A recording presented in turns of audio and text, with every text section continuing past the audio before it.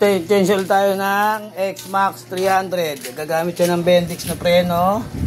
Medyo mahal yung Yamaha. Shoutout sa may-ari, Pogi. 1.6, ayan o. Yung mga magti-tensile, 1.6 po yan. Lagi po natin itong cost. Lagi po natin, suki po natin si tatay. Ito po, X-Max 300. Kailangan meron po kayong tools dyan para madukot nyo itong caliper. Mainit pa. Ayan o. Ayan yung pangit sa Yamaha. Siyempre, naubos naman ng mga pads. Kaso, laging daily use ni tatay ito eh. Big time itong aking customer na to eh. Pinang daily use lang yung X-Max 300. Ayan. Yung gamit kami ng Bendix sa trade niya.